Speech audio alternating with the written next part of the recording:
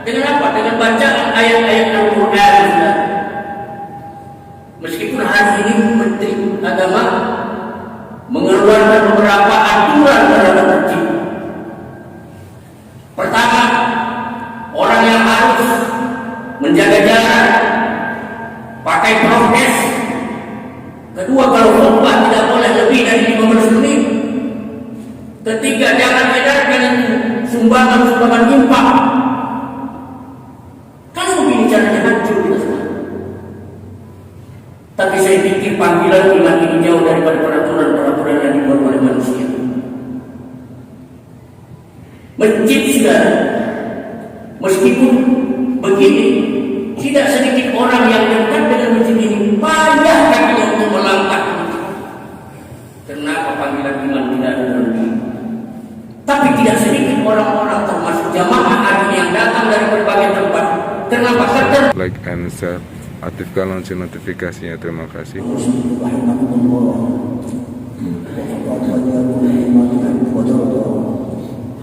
Diberikan sabda Rasulullah Sallallahu Alaihi Wasallam yang diberikan Abu Hurairah dan Muslim.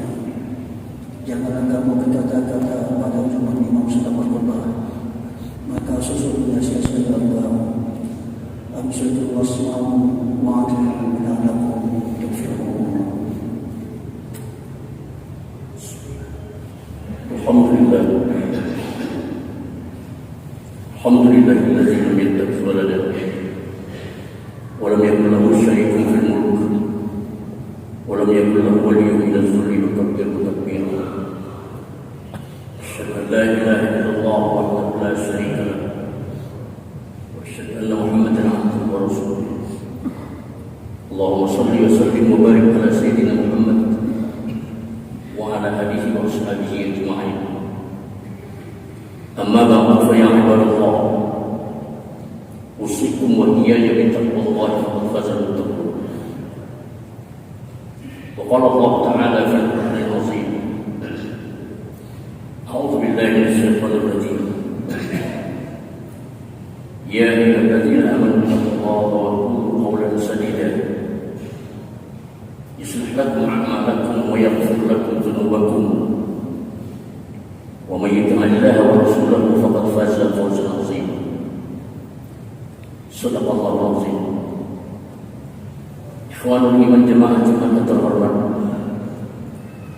marilah kita senantiasa menyampaikan rasa syukur kita kepada Allah Subhanahu wa taala karena dengan rahmat, hidayah, inayah dan taufik kita masih diberikan kesehatan dan kesempatan serta kepanjangan umur kelapangan waktu untuk menunaikan ibadah salat Jumat pada hari ini. Salawat dan salam mari kita sampaikan ke atas junjungan kita Nabi besar Muhammad sallallahu alaihi wasallam. Kita berharap agar kita senantiasa menjadi umat dan pengikutnya yang baik hingga kita mengakhiri detik-detik kehidupan kita dari alam dunia ini. Selain itu, marilah kita senantiasa meningkatkan rasa takwa kita kepada Allah, yakni berusaha untuk mengikuti, melaksanakan seluruh apa yang diperintah oleh Allah dan berupaya untuk meninggalkan apa yang dilarang oleh Allah. Takwa satu-satunya merupakan bekal kita di hadapan Allah Subhanahu wa taala. Wa tazawwadu fa inna khayra zadi taqwa. Saudara sekalian, hari ini kita sudah berada pada 8 Syawal. Para ulama sering merangkaikan 3 serangkai bulan ini setelah Rajab, Sya'ban dan Ramadan. Ada riwayat menunjukkan bahwa Rasul juga sering berdoa, Allahumma barik li fi Rajab wa Sya'ban wa ballighni Ramadan. Ya Allah, berikan berkah kepadaku atau kepada kami pada bulan Rajab dan Sya'ban, dan sampaikan hidup kami hingga Ramadan. Saudara sekalian, kita tahu bahwa Rajab merupakan bulan yang sangat mulia di sisi umat Islam. Karena pada bulan itulah Rasul Muhammad SAW menerima kewajiban sholat. Setelah itu saudara sekalian, masuk bulan Sya'ban. Bulan Sya'ban ini juga merupakan salah satu tonggak sejarah bagi peradaban Islam, bagi ibadah Islam, bagi syariat Islam. Karena pada bulan seperti ini ada beberapa hal yang menjadi tonggak sejarah yang monumental di dalam Islam.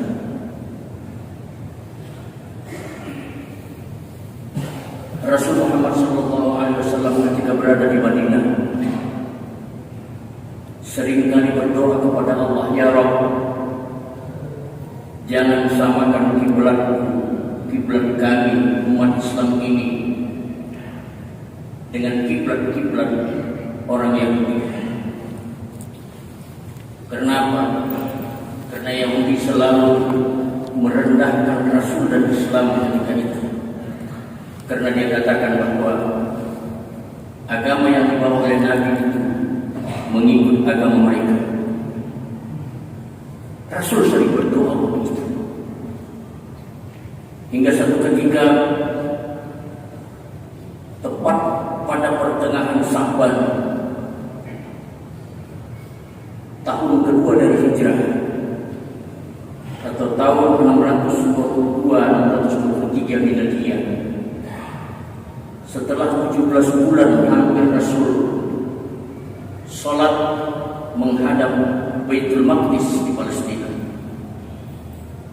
maka satu hari Allah menurunkan firman, mengabulkan doa Rasul yang mulia itu untuk menyuruh Rasul memalingkan wajah kiblat dari Baitul Maqdis ke Baitullah Al-Haram di Makkah. Turun ayat, "Qad nara taqalluba wajhika fis sama' falanwalliyannaka qiblatan tardah fawalli wajhaka shatral masjidil haram wa haitsu ma kuntum fawallu wujuhakum shatrah." Kata Tuhan, kami sering melihat wajahmu ya Muhammad menghadap ke langit untuk meminta agar memalingkan kiblat ke tempat lain. Kata Tuhan, kami setuju agar kau memalingkan wajah tidak lagi dari Masjid Aqsa, tapi sudah ke Masjidil Haram. Awali wajah kasatral Masjidil Haram, hadapkanlah wajah ke Masjidil Haram, Baitullah Al-Haram di Makkah itu, di mana saja kamu berada, hadapkanlah wajah kalian ke arah itu. Mulai saat itulah Rasul mengalihkan hadapannya, kiblatnya dari Masjid Al-Aqsa ke Masjidil Haram Makkah. Muluskah Rasul ketika mengalihkan itu, mendapat perintah itu? Tidak, saudara. Masih ada juga orang yang keberatan untuk mengalihkan itu. Dia katakan, untuk apa lagi dialihkan itu? Padahal sudah sama kiblatnya dengan kiblat orang-orang terdahulu. Disamakannya, saudara, kiblat umat Islam itu dengan kiblat orang-orang terdahulu. Itulah orang-orang munafik, itulah orang-orang musyrik yang di depannya dia Islam, Muslim, tapi hatinya sungguhnya membenci Islam itu. Dari ayat ini, saudara, kita dapat filosofi yang sangat mendalam bahwa sejak dari dulu tidak sedikit orang yang membenci amalan-amalan Islam itu, Muslim itu, padahal dia seorang Muslim.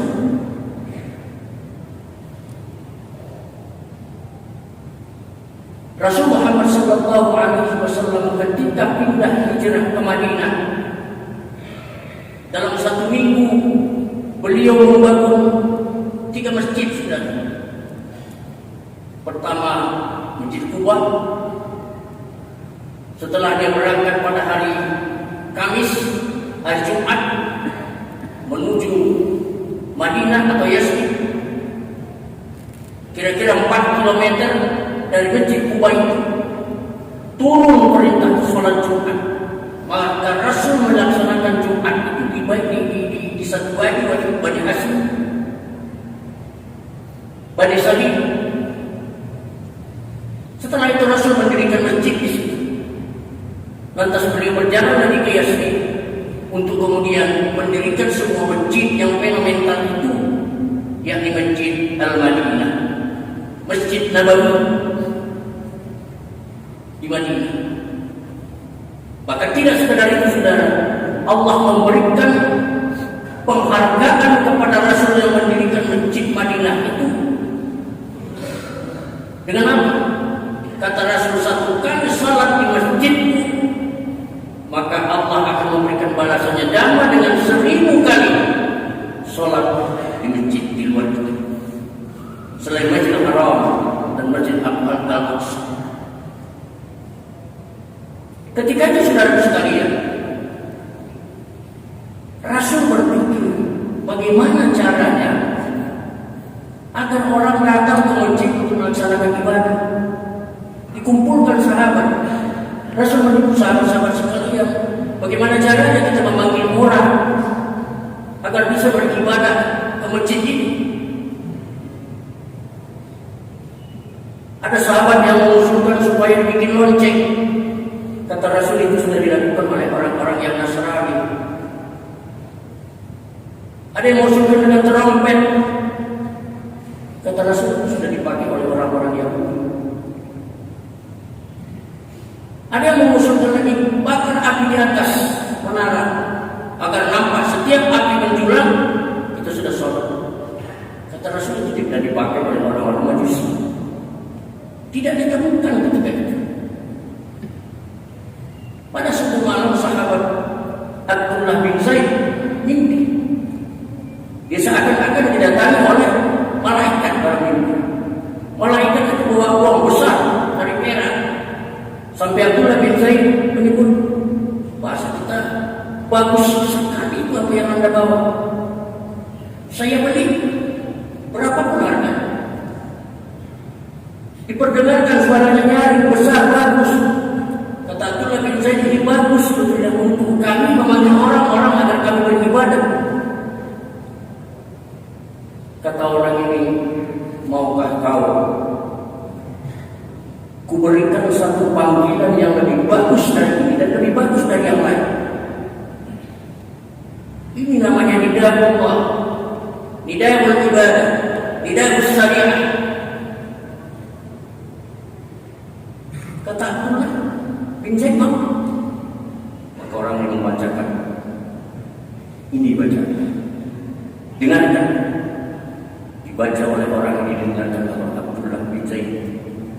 Bacaan itu berbunyi, Allahu Akbar, Allahu Akbar, Allahu Akbar, Allahu Akbar, asyhadu an la ilaha illallah, asyhadu an la ilaha illallah, asyhadu anna Muhammadar Rasulullah, asyhadu anna Muhammadar Rasulullah, hayya 'alas salat, hayya 'alas salat, hayya 'alal falah, hayya 'alal falah, Allahu Akbar, Allahu Akbar, la ilaha illallah.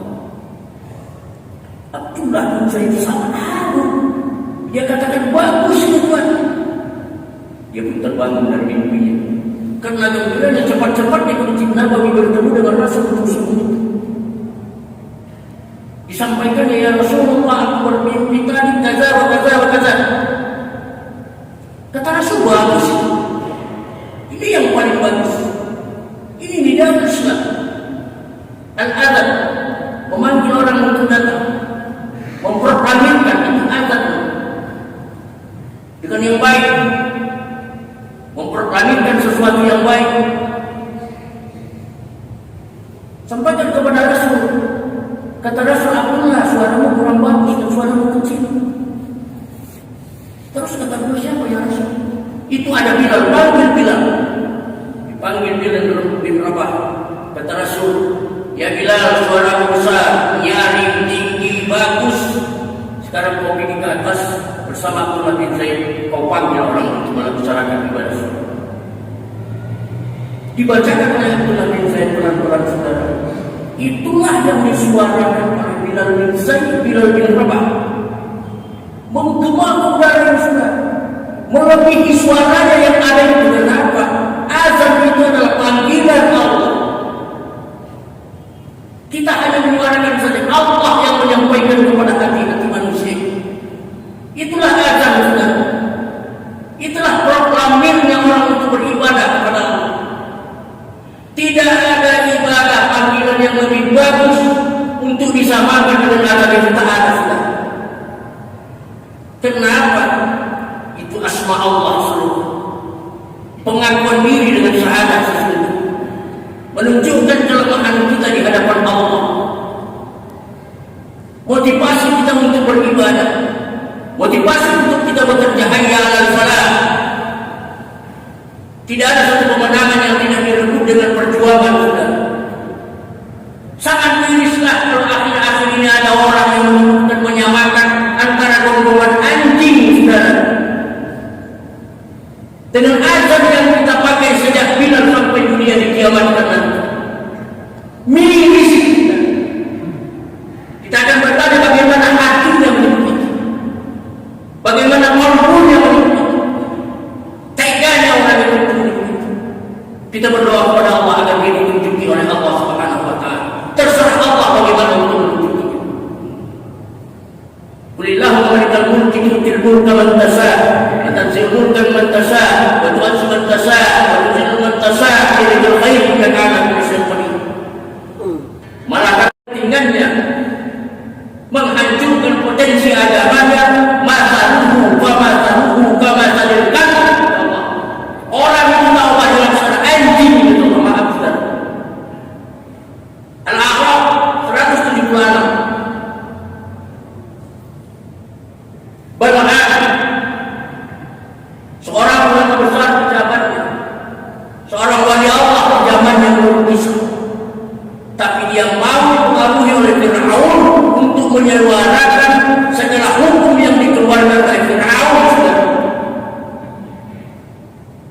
Demi kepentingan mempertahankan keulamaannya, kedudukannya di hadapan Fir'aun, maka diubahnya hukum Allah. Orang-orang yang seperti itu, kata Allah, "Masaluhu kamasalil kalb." Ada dua kali Allah menyebut anjing dalam Al-Quran. Pertama, anjing disamakan dengan orang ketika Ashabul Kahfi. Anjing yang disebut-sebut masuk dalam surga. Tapi ada Allah menyebutkan orang disamakan dengan seekor anjing itu. Kenapa? Intahmilu alaihi yalhad. Kalau anjing kau lihat, kata Allah, dijelaskan oleh kau panggil dia, kau pelihara dia, lidahnya akan tetap digugurkannya penghargaannya dengan kau. Tapi kau usir pun dia, pasti lidahnya akan digugurkannya untuk kepentingannya demi kau. Itulah umpama kaum kata Allah, kadzabu bi ayatina, yang mendustakan ayat-ayat kami. Bahkan Tuhan menyebutkan, saudara, memerintahkan kepada kita semua tentang ayat ini. Faqsusil qasas, ceritakan ini kisah, ceritakan ini sejarah, agar orang-orang di belakang kalian jangan seperti itu. Ini peringatan bagi kita, saudara. Sya'ban merupakan salah satu bulan yang sangat memberikan sejarah. Pertama, awal diwajibkan Masjidil Haram, Masjidil Haram. Yang kedua, saudara, ayat ini turun untuk memberikan penghargaan kepada Rasul, kepada Nabi. Dianjurkan bagi kita orang-orang yang beriman, catatannya orang-orang beriman, untuk banyak berselawat kepada Rasul. Turunlah ayat, innallaha wa malaikatahu yusholluna 'alan nabi ya ayyuhalladzina amanu shallu 'alaihi wa sallimu taslima. sahabat ini juga saudara, ada satu hari yang penuh dengan puasa sunnah. Kenapa? Banyak ahli ilmu menyebutkan bahwa pada malam sahabat itu, di 10 sahabat itu, Allah angkat seluruh catatan amal ibadah umatnya, makhluknya, untuk kemudian dia seleksi dan dia ampunkan orang-orang yang ada di muka bumi ini, kecuali orang-orang yang syirik kepada Allah dan orang-orang yang dendam kepada Allah dan agamanya. Mari kita bertanya saudara, apakah kita dendam kepada Allah? Apakah kita syirik kepada Allah? Kalau tidak, pada malam nisfu Sya'ban mari kita banyak-banyak beristighfar kepada Allah agar dosa kita diampunkan oleh Allah Subhanahu wa taala. Saudara-saudara sekalian, Sya'ban ini juga merupakan salah satu persiapan Ramadan banyak yang kita buat saudara. Dengan apa? Dengan bacaan ayat-ayat Al-Quran saudara. Meskipun hari ini Menteri Agama mengeluarkan beberapa aturan terhadap masjid. Pertama, orang yang harus menjaga jarak, pakai prokes. Kedua, kalau khutbah tidak boleh lebih dari 15 menit. Ketiga, jangan edarkan sumbangan infak. Kalau begini caranya hancur kita semua. Tapi saya pikir panggilan iman ini jauh daripada peraturan-peraturan yang dibuat oleh manusia. Masjid saudara, meskipun begini, tidak sedikit orang yang dekat dengan masjid ini payah kakinya untuk melangkah ke masjid. Kenapa panggilan iman tidak ada dalam diri? Tapi tidak sedikit orang-orang termasuk jamaah hari ini yang datang dari berbagai tempat. Kenapa? Keterpanggilan iman yang untuk datang ke masjid. Iza nudiya lis-sholati min yaumil jum'ah fas'au ila dzikrillah. Kali lagi jangan tinggalkan masjid saudara. Karena tidak sedikit orang yang iri terhadap masjid.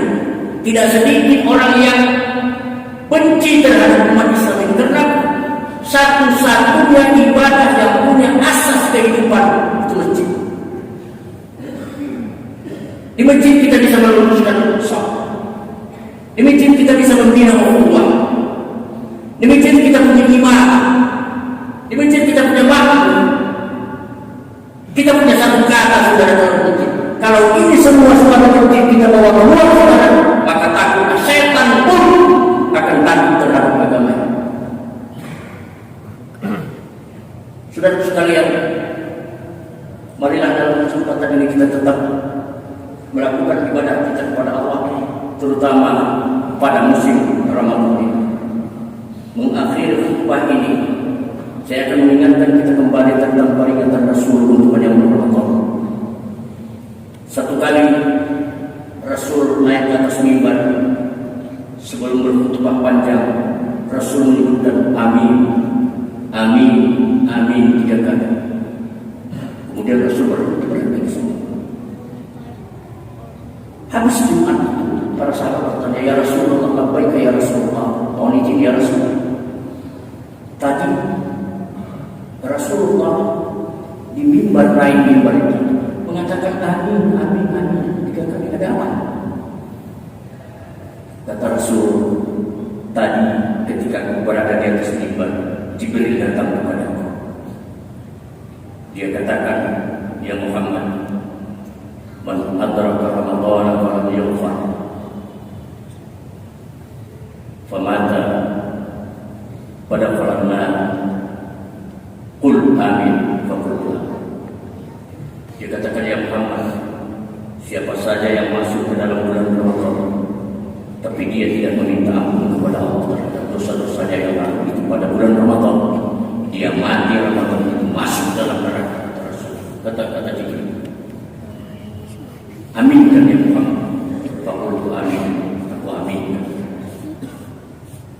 Kedua, faman adraka abawah aw ahaduhum wa lam yabir famata pada falanna qul amin faqul amin. Siapa saja yang punya dua atau masih ada salah satu di antara beliau mereka pada bulan Ramadan itu tidak berbuat baik kepada orang tuanya, tidak memperlakukan orang tuanya secara baik, ketika dia mati pada karena masuk dalam neraka, Muhammad aminkan kata Jibril, maka aku mengatakan amin. Ketiga, siapa saja yang menyebut nama mereka mendengarnya dengan baik, tapi mereka tidak mau berselawat kepada Ramadan, famata fadakhalatna, ketika mereka mati mereka akan masuk dalam neraka. Mudah-mudahan khutbah yang singkat ini saudara akan mampu bagi kita mengingatkan kembali betapa pentingnya sampan pada beberapa waktu yang lalu, kira-kira seminggu yang akan datang. Pada malam disebut sampan, mari kita banyak berdoa kepada Allah, terutama dalam kesulitan-kesulitan ini, karena yattaqillah yaj'al lahu makhraj. Siapa yang takwa kepada Allah akan diberikan Allah jalan keluar dari kesulitan. Hari ini sudah sangat-sangat sulit. Saudara mendapat gaji hanya begitu saja, tapi apa yang saudara beli saudara mahal sekali. Dan ini fenomena saudara bagi kita umat Islam ini. Setiap mau Ramadan datang, semuanya harga naik. Kita tak tahu politik apa yang bermain hari ini. Barakallahu li wa lakum fil Qur'anil azim wa nafa'ani wa iyyakum bima fihi min ayatil hakim wa taqabbal minni wa minkum tilawatan. Allahumma shalli wa sallim wa barik wa amin wa tafaddal wa barik bi jalalika wa tabarik ala ajli ibadik wa asrufi ubbadik as'adil ardi wal alam wa imani tayyibati wal haram al-qasim sayyidina wa mawlana